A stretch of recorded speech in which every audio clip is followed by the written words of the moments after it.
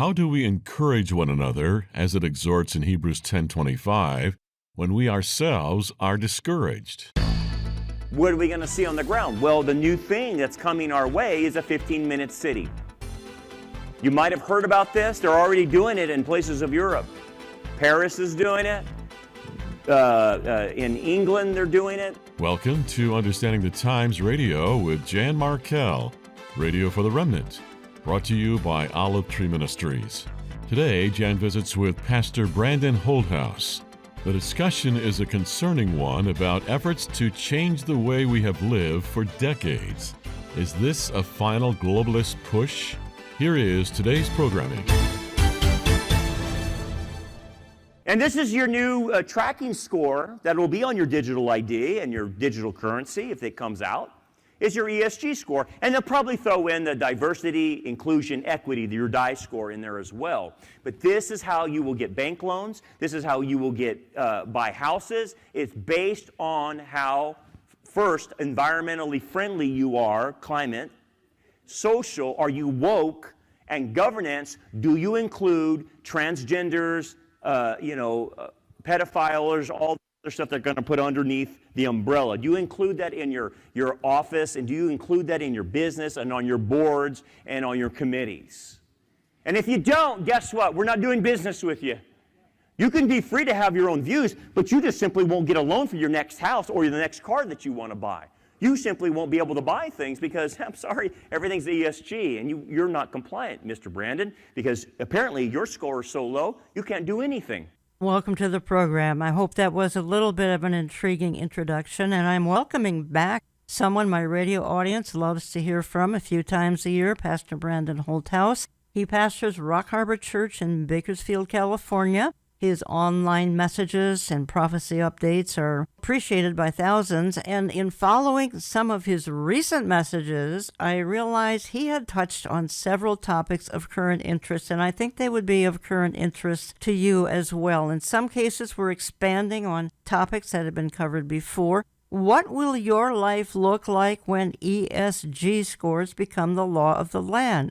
Another issue, will Americans experience the so-called 15-minute cities that are springing up in parts of the world? How about digital currency and digital identity? How soon? I'm also going to want to ask Brandon, how do we prepare for perilous times? How do we prepare financially, spiritually? How do we fight the discouragement of our time? How do we not let the news of the day devastate us? How do we not grow weary in well-doing? And based on Hebrews 10:25, how do we encourage one another when we ourselves are discouraged? Again, he pastors Rock Harbor Church in Bakersfield, California. Brandon, welcome back to the program. Hey, Jan. Thank you for having me. It's an honor to be with you again. I just want to start here with ESG, and I introed with a clip of you talking about it. So do you think they will spring this on people? They're kind of working it in gradually now. It's definitely coming from corporatism America. We see that the big investment firms that own about $20 trillion, that being BlackRock, Vanguard, and State Street, are all pushing ESG compliancy with the corporations. And this is why we're watching right now in our world corporations like Target or Kohl's or Lululemon or Nike or the Dodgers commit economic suicide by cutting off their base of support, even like Bud Light as well, and knowing that they're going to twist people off economically, but the ESG score and the BlackRocks of the world are telling them, look, you're going to lose in the short term, but in the long run, you're going to make the most money by being ESG compliant. So we see it now in corporatism, but what's going to eventually happen is it's going to transfer from the corporatism to personal levels into a social credit score. That's where it's going. And that's what people need to understand. It doesn't stay just at Target. It's going to come to you and I, to where if you're not ESG compliant, then you can't do loans with a bank. You can't buy a house. If you're not going green, you can't sell your house. And then what we see, like what's happening in China, you have people that can't buy private property. They can't travel. And so that's all in the mix. And we already know that the World Economic Forum is using the model of China and its social credit score, and now trying to apply it through ESG. This would actually dismantle life as we know it, this whole ESG nonsense. It sure would, because any Christian that believes in the Bible and the principles and values of the Bible, you're the main target. That's what ESG targets. It worships the creation. The social credit score is every evil you see perpetrated now, the transgender movement, the LGBT movement, euthanasia, abortion, everything is under that guise. That puts the target on you and I. And then in governance, it means that eventually through the churches, they're going to develop a state-run church that promotes its governance, that accepts the LGBT lifestyle or transgender lifestyle. And right now, we already have voluntary compliance from churches already that are following the ESG, because we have churches now baptizing, practicing homosexuals that are in a gay marriage. We also have churches now having drag queen pastors, transvestites, transgenderism, all being promoted in evangelical churches now. Eventually, the governance thing is going to hit the churches, that you're going to have someone on staff that's LGBT, like Andy Stanley's church has, and I think First Baptist Orlando has. So you're going to see that development. It's going to get pretty hairy here. I have a soundbite that I'd like to play, Brandon, and it's short, but I think it sums up this environmental social governance better than anything. And then after I play it, I want to come back and pick your brain for another minute or two, because you referenced BlackRock. This is a very evil outfit, and they've got a huge role in Fox News, which is why that's on decline. Nothing BlackRock and its head executive does is about righteousness. It's about evil. Am I right? As evil as they come. Let's play this clip, and then, Brandon, I'd like to come back and ask you one or two more questions. Again, folks, when does this ESG hit your front doorstep? We don't know. It's just that it's in the mix now. My hunch is it could become a part of your life in the coming weeks. Have you heard about this thing called ESG? Most people have not. It stands for Environmental Social Governance. On its surface, ESG claims to have a well-intended objective: to promote corporate responsibility. And that sounds like something we can all support. But under the surface, lurking inside the ambiguous language and claims of social compassion is something very different. In reality, ESG policies are a backdoor that progressives are using to invade our economy so they can advance their radical economic, social, and climate agenda. They know they can no longer get their destructive ideas passed through our democratic process, and they can't count on winning in the courts. So ESG is infiltrating corporate America with the help of unelected bureaucrats and regulatory agencies, like a shadow government, with no accountability to everyday investors. Leveraging Wall Street corporate boardrooms, ESG is being used to attack our energy independence, our small businesses, and our family farms. They want to ban clean coal mining in West Virginia. And oil drilling in Texas. They even want to ban wheat farming in Kansas. And cattle ranching in Nebraska. They're even using ESG to push radical initiatives to mandate abortions on demand. And to strip away our Second Amendment rights. All of this is a direct threat to hard-working American families. So how exactly does ESG work? Well, it's complicated. The method of implementing ESG in our society is covert, and that's on purpose. They don't want you to know what they are doing. Misleading their investors with claims about clean air, clean water, diversity and equity, healthcare rights, and social justice. ESG actually forces corporations to adopt divisive policies, including a dangerous green agenda with misguided climate change policies. And racially divisive practices like white privilege training, which will only cripple our economy and divide the country we love. If left unchecked, ESG policies will continue to manipulate the entire financial sector so they can channel your investment savings to what they consider to be politically acceptable investments. Using the ESG agenda, large investment firms are leveraging their massive investment portfolios and your retirement money to force companies all across the United States to implement the ESG agenda in their business practices. They will be violating their fiduciary responsibility to you, the client, and not maximizing your investment savings. They're targeting our small businesses that employ millions of Americans, the same companies that impact our communities right down at the grassroots level. You or someone in your family might even work for a company that is currently being bullied by the ESG agenda.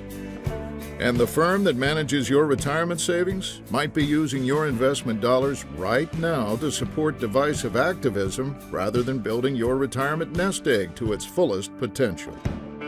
Simply stated, ESG policies are using your investment dollars to overhaul America into a nation that we will soon not even recognize. That is, if we, the people, sit by and allow it. The United States is the greatest nation ever founded by freedom-loving people. We are the most economically prosperous nation on earth because of our entrepreneurial spirit. And we have an abundance of natural resources that has powered our growth. America is the most open and welcoming nation in the world. The United States is stronger because of the true diversity of our communities. But all of that is at risk. Everything that makes our nation the greatest in history is being threatened by an agenda that would dismantle life as we know it. You are listening to Understanding the Times Radio. I'm Jan Markell. I have on the line from Bakersfield, California, Pastor Brandon Holthaus, Rock Harbor Church. Brandon, okay, I picked up several things there. This is kind of a shadow government going on. And it sounds like at the heart, at least in part, is to advance this climate agenda again. Talk to me about this. What you have to realize is the ESG score is targeting not only Christianity, but targeting other areas that involves food, energy, and the economy. There's 4 areas that it's meant to target. It has to destroy our food and agriculture and protein production because they want control of scarcity of food and gives them a lot of leverage over countries of the world. The second thing is energy. The whole Save the Planet hoax is about destroying energy so that we all are back on electric and they can control the electricity. That's why they want electric vehicles and electric homes now that are being built and not having the freedom that we have through energy independence. That's made our society. And then the other one is the economy. They cannot allow a free market economy. They're going to a corporate fascist global model in the economy. And so free markets or capitalism stands in its way. The morality of the West has to be demolished, and that's by obliterating Christianity, by promoting everything that's opposite of Christianity as a virtue now. So when you look at these areas, that's what it's intended to do. And really, what's the end result? A global system, a beast system. Yeah. The religious aspect that's attacking Christianity, we call the Whore of Babylon. But the Babylonian system that Antichrist will be the head of has a 3-legged stool. It has the political, the economic, and then it has the religious. And all 3 elements are seen in ESG. What they're forming is the Babylonian beast system. Believers aren't going to be here for the beast system. They're trying to establish it, and we're seeing the setup for the beast system, but we're not going to see the system itself. That is a comfort, but I don't know how much of the setup we're actually going to see. Or maybe it's setup and some implementation. That's the thing that all of us in the prophecy world, including you, we've all struggled with, and to realize I'm seeing the setup. There's no doubt, and we're not going to be here for the tribulation, but how much of the setup do I need to see? That's been the question that people continue to ask me, and I say, honestly, I don't know how to answer you. All I know is God is not finished with what he is doing. I've had people that told me that God told them the reason why we're still here is because not everyone that's going to be saved is saved yet that's going to be taken in the rapture. And of course, I have my other things that I'm seeing in the church where there's got to be a little bit more separating the wheat from the chaff, and that's occurring right now. Maybe the intent is not so much how we see things, but it's more of a separation needs to happen, and more people need to be saved. I'm moving on quickly, and I want to discuss for a few minutes these 15-minute cities. You and I have actually talked about that in a previous program many, many months ago. I've talked about it and written about it because 15-minute cities are coming. We don't know the timing. Again, is this a tribulation experience? Does the church ever see this phenomenon? It's happening in parts of Europe. This is a short clip of you talking about these 15-minute cities, and You have an acquaintance apparently in Oxfordshire. They think it's pretty great over there. And I think the conclusion of this clip is, hey, folks, it's all about control. What are we going to see on the ground? Well, the new thing that's coming our way is a 15-minute city. You might have heard about this. They're already doing it in places of Europe. Paris is doing it. In England, they're doing it. I have a friend that's in England, and he got put in one of these 15-minute cities. Now, here's the thing he told me was they had a town hall meeting there, and this is in Oxfordshire in England. And they had a town hall meeting. They all got in there and told them how great it's going to be. You're going to, save the planet by not riding, in your car very much. And what you get to do is stay within a radius of 15 minutes from where you live. But I know what you're going to say. Well, my kids go 30 minutes to school. Well, too bad. Either you move to a school in your area or you move out to where the school is. Well, I work an hour away. Well, fine. Find a job in your 15-minute city, or you move to another 15-minute city. Oh. And he told me this, that they're only going to allow him to leave the 15-minute city 100 times a year.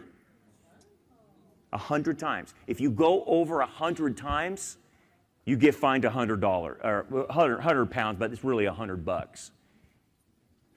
That's prison. And for what? What's the purpose? To save the planet and to satisfy Greta Thunberg, the prophetess of the wacko save the planet stuff. Yeah. But see, well, what is the real intent? Because they know it's a lie. We know it's a lie, the saving the planet stuff. It's junk. All you have to do is read Genesis 8:22, and God says, I'm going to take care of everything. Don't worry about it, about the weather and all that stuff. I have it all under control. So what is it about? It's about control. That's what it's about. And they're starting to do this in different places. Brandon, back in January of this year, I wrote in one of my newsletters, the headline was, How Will You Escape the Green Dragon in 2023? Because I could see the environmentalism/green agenda was going to become the dominant factor, which it seems to be. And here we're talking about 15-minute cities, and we're talking about the purpose of these is to save the planet because climate is king again. I didn't know I was a prophet when I wrote about it back in January. I had no idea. And now climate lockdowns are probably on the horizon. Greta Thunberg has changed the world. Like I said on that clip, what is it all about? It's to be able to herd us in like cattle into areas that they control us in. And my friend Ken Luff that lives in Oxfordshire, he's the one that's telling me about this. And the people have been so brainwashed in his area, they actually voted for it when the government officials have presented it. So they have done such a good job at brainwashing people that people are willing to sacrifice their freedoms to save the planet. This is not only happening in Europe, but it's coming to America. It's the idea is that they don't want people living in rural society. They want them all urbanized so they can control them. This is also the attack on farming. This is the attack on your ability to travel. Even Saudi Arabia is creating a place like this. It's a big cube-shaped thing that they've created, but basically it's a 15-minute city. So you even get the Saudis involved in this. This mentality of forcing people into zones is climate lockdowns. That's what they're forming. Brandon, we got acquainted with lockdowns because of a certain medical experience the world has gone through in the last 3 years, but did you think that they would return? The test case proved to them, with the whole lockdowns for health reasons, it proved to them that they could get global compliance. And Yes. The experiment worked very, very well. We all know that they were doing Event 201 in New York with Bill Gates, practicing for what a pandemic would look like. So it worked. So now what they have to do is threaten us with another health problem to lock us down. The other things to lock us down is the climate. And the other thing that's now being groomed to lock us down is a threat from alien invasion. I know I sound like I'm out of my mind, but the government just came out saying they have alien spacecraft. They've been reverse engineering. And you're like, what is this about? What is this about? I signaled you. I said, what on earth is going on? And is this just some scare tactic? But talk to me about it. Whether it's the save the planet or it's the health issues of pandemics, But now they're adding in, we could be eventually under alien attacks. And they're using this as a psychological operation to get compliance because they have to give us global crises that we all have to work together to solve the pandemic, to solve the climate crisis. And if we're going to be attacked by aliens, we got to all work together, all given a reason to scare people so that they scare them enough that they will give away their freedoms for security and be willing to be locked down. Why in the last 5 years, going back to 2017 actually, has the government been releasing Navy radar where we're picking up all these things on our radar? Why have they been doing that? Because all these years they've been hiding it. But it seems to be that it's a psychological operation eventually to scare us enough for them to grab more power and more money from us and lock us down. But what the pilots are seeing is real. You and I feel it's demonic. We're talking the UFO experience, unidentified flying objects, would be of a demonic nature. So what they're seeing is real. They may not know what it is, but it's real. It is real. It's the demonic activity of fallen angels and preparing the excuse for the rapture of how they're going to explain it away. So you remember Rahm Emanuel saying, don't let a good crisis go to waste. I think they're taking advantage of this UFO phenomenon, which we know is demonic and fallen angels, saying we can use this as a lie to get compliance. And we can tell the people we found spaceships and we have aliens that were trapped inside and we have their bodies, all to get compliance. So there's two things going on. Yes, these things that the Navy pilots are seeing are real. They're fallen angels and demons. But the government is now using that as an excuse to get control. It goes hand in hand. We have psychological operations being perpetrated on the entire globe by the governments of the world. I'm glad you raised this. I had wanted to slip that into our discussion, so I'm glad you did. Where do you see this going? I'm talking about the PSYOPs and the supposed found spacecraft. I think the whistleblower even said there was some sort of a creature inside. Now, a week or two ago, a story broke that residents in Las Vegas actually saw aliens from a UFO walking around their neighborhood. They described these aliens in detail. The date of the incident was the night of April 30th, May 1st, though it was just reported in the last week to 10 days. The exact area of this sighting was actually blacked out by the media, so it's hard to know just what the real facts are. We do know that if they saw mysterious beings like they insist, they were demonic.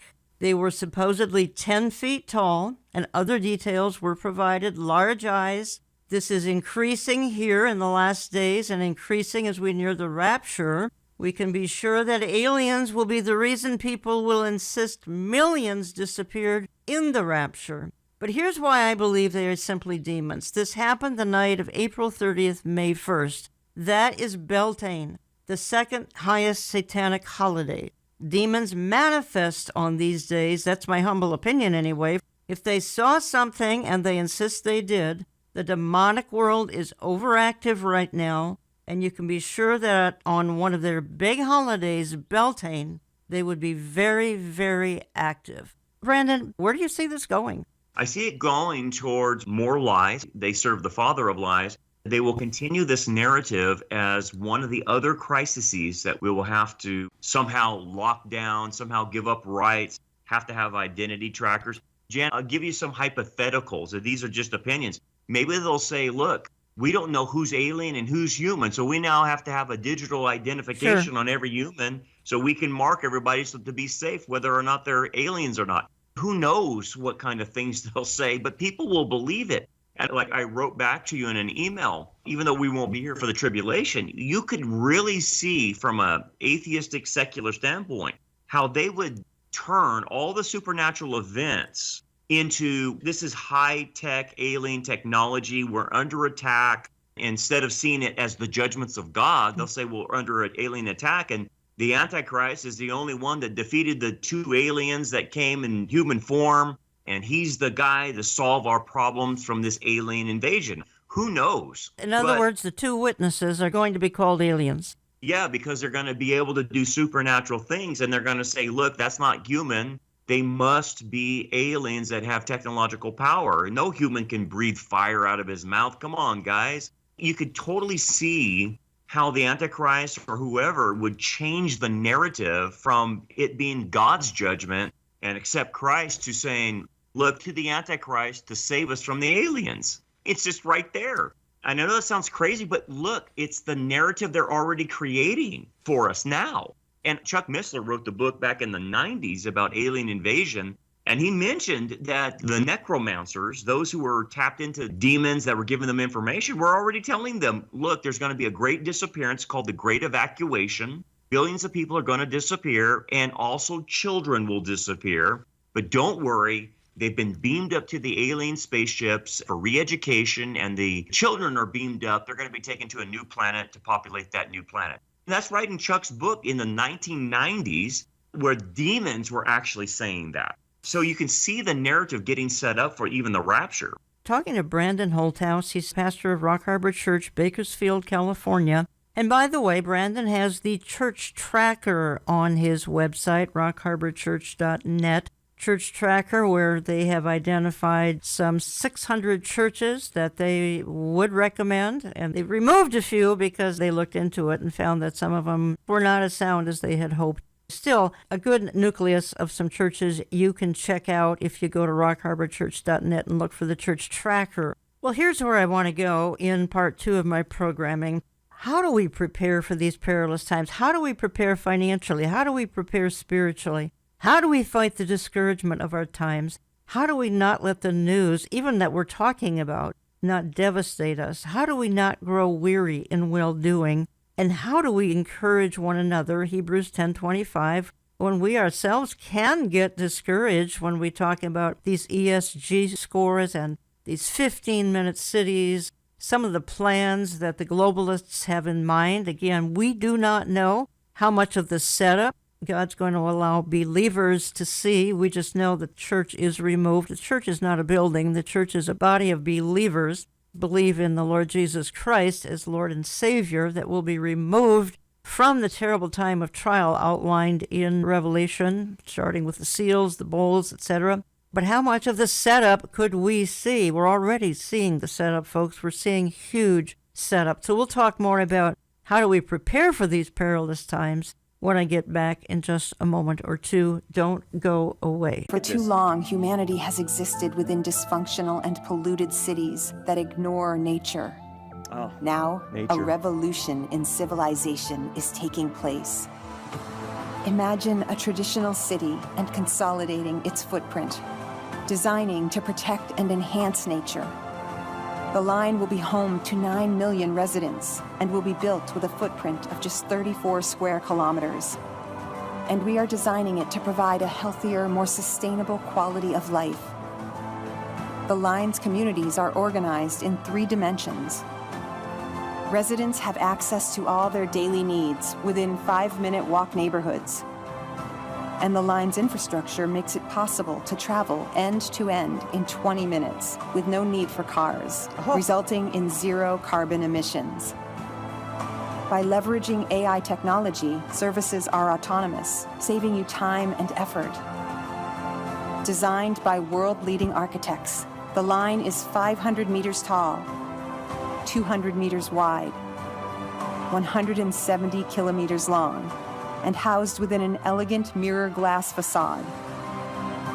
Intelligent solutions create efficiency and year-round temperate microclimate with natural ventilation. Energy and water supplies are 100% renewable. The line is designed as a series of unique communities, offering a wealth of amenities, providing equitable views and immediate access to the surrounding nature.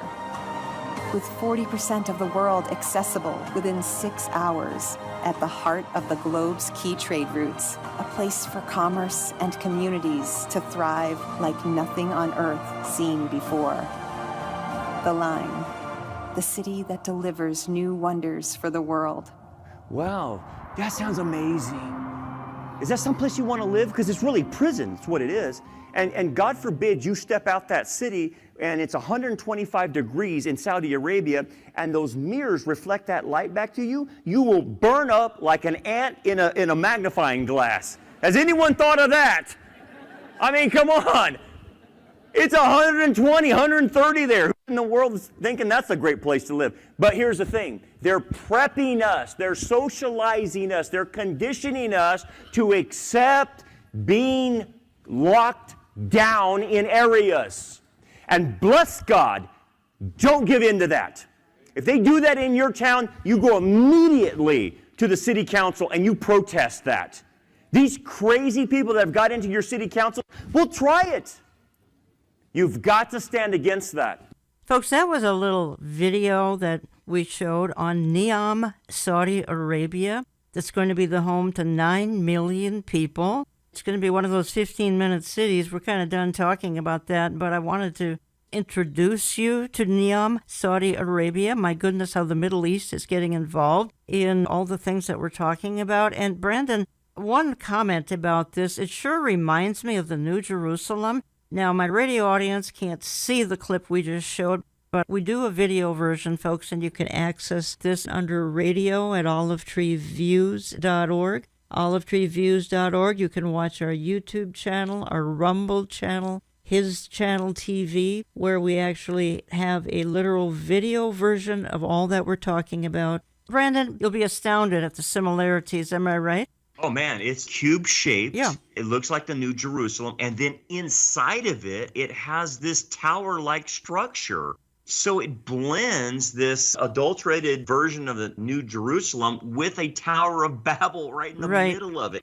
As a Christian, you cannot miss the messaging with the shape. It's what they all want for us, and it's going to be the new utopia. This is where we want you to live in. But like I said on the clip, it's nothing but a wall-less prison. That's what they're putting us in. It's kind of on the schedule for Saudi Arabia. Do they have a date for that, Brandon Holthaus? No, the best I can understand from what they're doing, they want to do it as quick as possible. Saudi Arabia wants to prove it is ESG compliant, which is amazing because Saudi Arabia produces oil, which they see as a sin for the climate. So Saudi Arabia realizes that this ESG is so powerful that they're going to have to reinvent themselves to be more eco-friendly. And it's amazing that MBS, the prince there, would actually buckle under the pressure of ESG. You're right. I'm moving on, Brandon Holthaus. Brandon is pastor of Rock Harbor Church, Bakersfield, California, and encourage you to follow his prophecy updates heavily on Rumble and on his website. And say if you want to stay up to date with what we're doing, sign up for our newsletters. We have a print newsletter, a magazine that comes out 4 times a year. And we have an e-newsletter that we send out 1 to 2 times a month. So we'll help you understand the times, contend for the faith, and become watchmen on the wall. You can sign up at olivetreeviews.org, olivetreeviews.org, and just go to newsletters. Brandon, you have a presentation on the woke church and the tares among the wheat, which would be Laodicea. I have been watching the apostasy, certainly over several decades here, and then following probably the George Floyd incident in my hometown of Minneapolis, and following COVID lockdowns, people came back to their churches some 12 months later, and everything had changed. And the term became the church went woke. People didn't recognize their church perhaps of 10, 20, and 30 years, yet no good definition have I heard about what is this woke church. Since you have a whole presentation on it, talk to me about it for a few minutes. The biblical definition of wokeism is apostasy. What the woke church started after the shutdowns and during the shutdown. So all these pastors came back into the pulpit with a different set of values, a value system that comes from progressive leftism and turns the church upside down on its Judeo-Christian values. So for instance, the woke church promotes gay marriage, it promotes LGBT lifestyle, it promotes transgenderism, it promotes abortion, everything that you and I hold dear as Christians and the values that the Bible teaches, it does the opposite. And then it creates a false guilt on people that we're responsible for all the racism in the world. And really, when you start realizing what it was used for, is the Marxists couldn't create enough class division in America. So they decided to use racism to divide us, and they've done a successful job at that. The division of racism is put into wokeism. That's why you had a lot of pastors coming out the first day they were back saying, we need to apologize for our white privilege. That comes straight out of the Marxist playbook. Really, we have another entity in the church called Marxism and the religion of Marxism that is now being practiced. And this is why you're seeing churches baptize people that are practicing homosexuals. You see the drag queens now. You see lesbian pastors. All of this going on. You see Raphael Warnock promoting abortion. That's the woke church. It's really another word for apostasy. It's all it is. That's the church that is giving us, the remnant church, the most fits. Because I will say this as a pastor, I get less pushback from people that don't believe in God than I do from the woke church. The woke church gives me the most problems. They're the ones that call me the murdering church because I wouldn't shut down during the lockdowns. They're the ones that call me the hateful church because I'm against the LGBT agenda and the transgender agenda. They are the ones that are giving the remnant church the most problems. This is cross-denominational, too. This is not just the religious left that we're talking about. I think we should clarify that. There are some evangelical churches that have simply gone along with the whole idea of what the religious left embraces. And that's when you know that this is bigger than a denomination. It's all over the world. I have people from all Western society telling us that this is going on in their churches. So it's a global event. It's beyond denominationalism. And I don't know of too many other denominations at this point that hasn't been affected by it. So it's everywhere. This, I think, we can put firmly down is the great apostasy that was predicted in Scripture because it's so global. I found it interesting, Brandon, and I've already announced your church tracker. You had perhaps, was it more than 1,000? We had about 1,400 on it. And you told me off air that you just plain had to remove a large number of those churches off of your church tracker because you actually called and talked to the pastors. What did you hear? It was shocking. What we were hearing is some of them actually asked us to be taken off our church tracker because they definitely didn't believe what we believe. And I want to say, well, then who recommended you? And why does your statement of faith say the opposite of what you believe? But that's what's happening to a lot of churches. They have these pastors in there, and the pastor doesn't agree with the church's statement of faith. So we went through there. We asked them simple questions. What's your stance on Israel? If they didn't have a stance on Israel, we dropped them. They needed to be pro-Israel. We asked them what their stance is on eschatology. And if they were preterists, all millennials, post-millennials, we dropped them. We whittled it down to about 600 churches, and we're now continuing that same format where we actually talk to the pastor and see where he's at. But Jan, I'm shocked that the remnant's smaller than I thought, and that's what it proved, and that a lot of these pastors are woke. They're following exactly what the agenda is coming from the whore of Babylon. Interesting, though, the church had been recommended by apparently people attending it that it should be a part of your church tracker outreach. Then when you look a little deeper, maybe not. There was a disconnect sometimes from the people that recommended it. And of course, we investigated by looking at their statement of faith, and their statement of faith was solid. Eschatology was right. Salvation was right. But then here's the thing. I think the devil's way of infiltrating the churches these days is to take these woke pastors and put them in, and they don't ever change the statement of faith of 40 years. They just let that maintain, and then they have their divergent views, and it's a way of infiltration. You are listening to Understanding the Times Radio. Jan Markell here talking to Pastor Brandon Holthaus, Rock Harbor Church, Bakersfield, California. Brandon, I am transitioning now to how on earth do we cope with our times? You have a whole series called Preparing for Perilous Times. And obviously we're in them, and we're seeing, as we've outlined in the first 3/4 of our programming, we've outlined some very perilous things that the people are going through or could perhaps be about to go through. The ESG nonsense, 15-minute cities. Some things we haven't even talked about, digital currency, and I hesitate bringing that up because I've talked about it a dozen times or more on this program. That is on the horizon as well, and the Bible says there's coming a cashless society. Digital currency should not be shocking to anybody, the fact that it's coming. We haven't even got into the whole open borders globalist effort, and we may not have time to do that. But tell me, I asked in opening the program, how do we cope financially, spiritually? How do we fight discouragement? And how do we encourage one another when the outlook is pretty bleak? Now, for the true believer, and you and I get beaten up for this all the time, we escape the wrath to come. We do not go through the tribulation. But again, as I've said now for a second or third time this hour, we're watching the setup for the tribulation, so we're seeing some pretty tough things that we have to watch. How do we not let the news of the day devastate us? How do we even cope in practical ways? Now, we've got 10, 15 minutes left. I want to open it up to you and address this, please, because we need to end here on a much more positive note.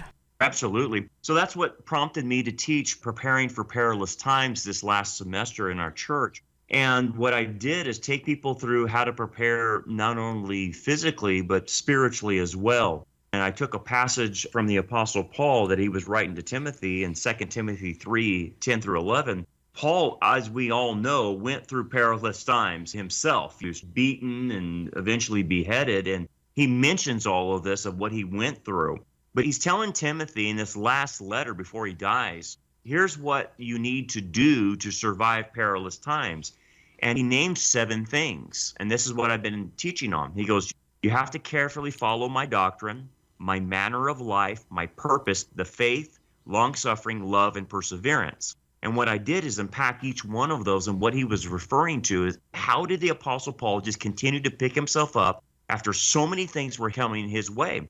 Well, first of all, his doctrine, which means the scriptures, actually was carrying him through the perilous times. He knew the truth. He knew what it meant to be in reality because of that truth. What we're seeing in our society is people that don't believe the truth, they immediately go into unreality. One of the things that kept Paul grounded was reality, and that only comes from the truth. So you've got to know the truth on every subject. Then he talked about his manner of life and how he conducted his life. Right now, Jan, why are they pushing the pride movement so hard? Because they actually want a reaction from us. They want us to not turn the other cheek and retaliate and seek vengeance for what they're doing to our kids so that they can install more control over our lives. So I call that the Bubba factor.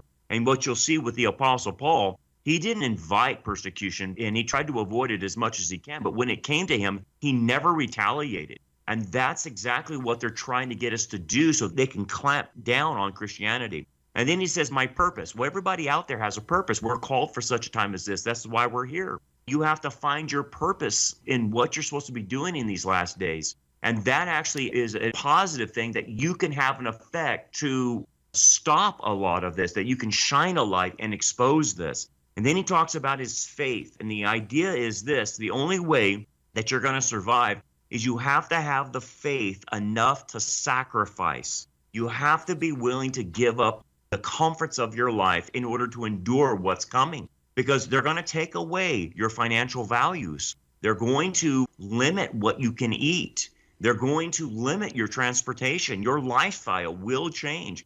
That faith is God will provide for me during those periods of time. And then he mentions long suffering and the idea of enduring the coming persecutions and the coming lifestyle change. Like Jesus said, you have to be willing to give your life in order to gain it. And a lot of Christians are not preparing to lose at any point, but it's coming. The longer we're here, the more we're going to lose.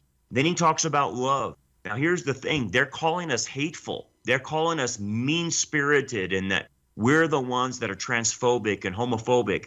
But we have to maintain what true love is. Love is based on the truth. And therefore, in order to love properly, we have to be engaged with that truth. And then the last one is perseverance. And what did that mean? That Paul didn't let anything hinder him and his call. And that's what every believer has to hear out there. You can't let this evil stop you. You can't surrender to it. You have to push back. You have to fight. You have to shine the light. And that's how he persevered. So he told Timothy, do these things. On a practical level, you better understand what biblical wealth is, because that's what's really going to be challenged in a big way. And you're like, well, what is biblical wealth? Well, it's a store of value. It keeps its value over time. The biblical wealth must be rare. It must be divisible, divided into smaller units. It must be portable. It must be durable, must be fungible, and it must be acceptable by everyone you're trading with. because what's getting ready to happen is a black market. They're going to go to a digital currency. And if you do not want to participate in that digital currency, then you must be willing to understand that you need to invest in your assets into biblical wealth, because a digital currency is not biblical wealth. If you look at the biblical wealth, you had flocks and herds, you had gold and silver and precious stones that we see throughout the Bible. Tangible assets like land and real estate, those are real assets that you have in your hand. And that's what we consider biblical wealth. Solomon said to put your investments on 7 ships. If one sinks, then you have 6 left. And so you need to diversify and invest in biblical wealth. And know this, every time a country has changed its currency, it loses its value by 40% when they do the changeover. So if we're going to change to a cashless system, expect a loss of value. But biblical wealth will maintain its value. And what you want to do is be able to have a biblical wealth to be able to turn back in when you have to convert to digital assets so that you don't lose your cash wealth because you had tangible assets. And that's what I've been recommending to people. Also, you need to have a medical supply. You need to have enough prescriptions that you get from your doctor to last you at least 30 days if that gets cut off. Otherwise, you will die if you're dependent on medication. You need enough supply to last you if that supply line gets cut off. You need access to good food. You need to have access to vegetables and beef and chicken. What we're forming at Rock Harbor Church is we're forming a community that can sustain itself by having access to farming and those who sell beef and chickens and eggs and the ability to survive food-wise. We call it the marketplace. If your church doesn't have that, call us and my lead guy will help you develop a marketplace for your church so that you guys can do a trade and barter type of system if we go to a digital currency. The other thing is security that you have to think about. The security aspect is a major thing, and churches need to have security. Like we have a security that, forget about calling 911. They won't come in time. So what we have developed is our own security. You can call our security. Our security guys will come immediately, and they'll get there before the police will an hour or 2 later. So you need to think in those terms practically. And it all centers on what kind of church you go to if they're willing to do this.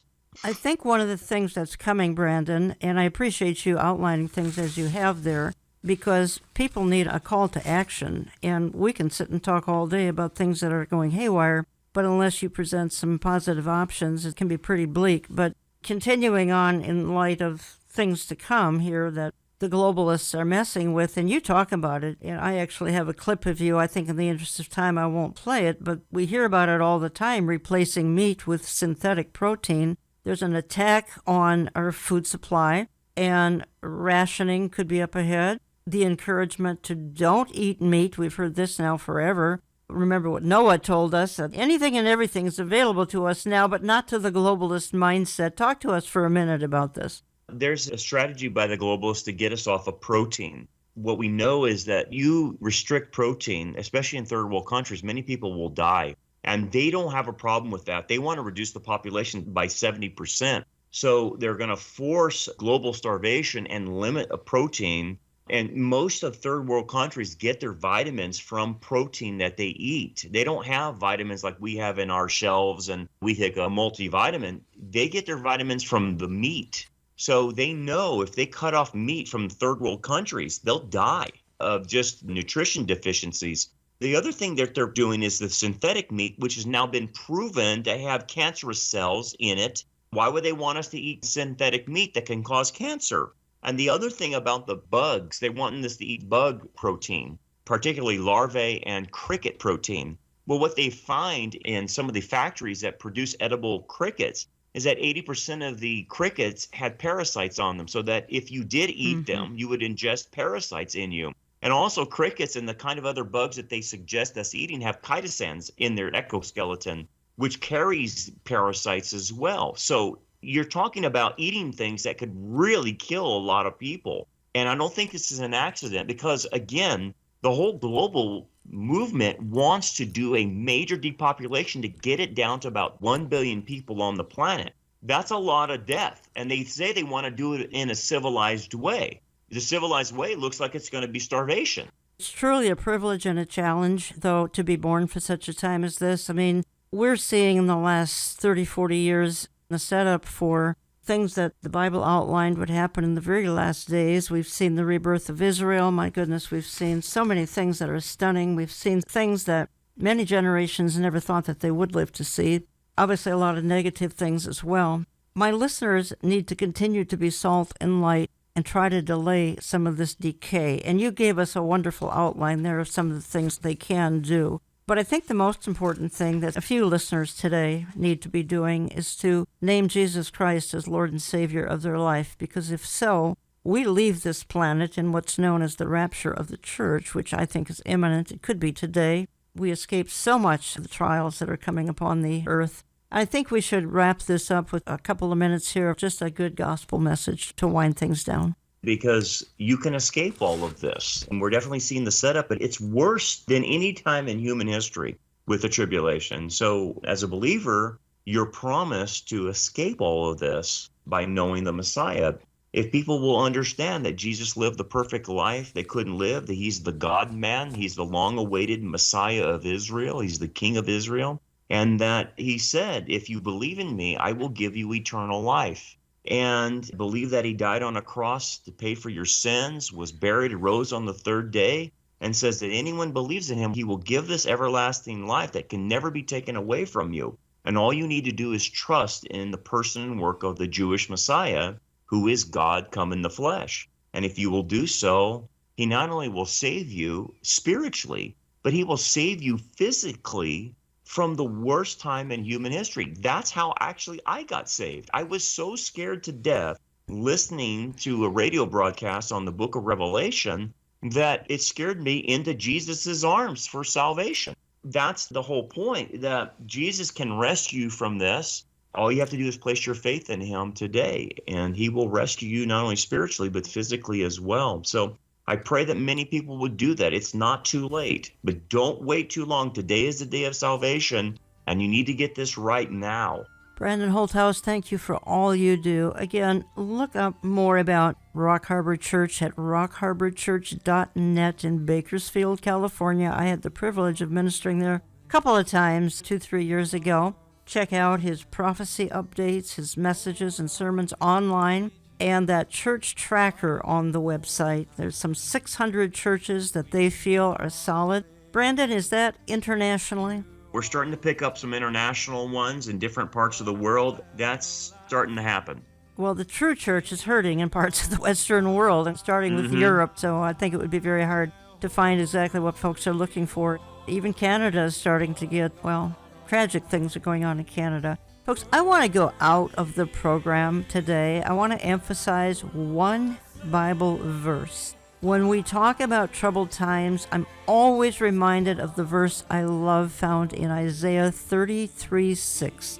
And God will be the stability of your times, a wealth of salvation, wisdom, and knowledge.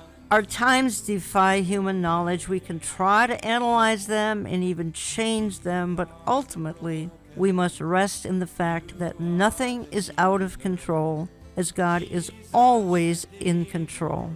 I want to thank you for listening, and we will talk to you again next week.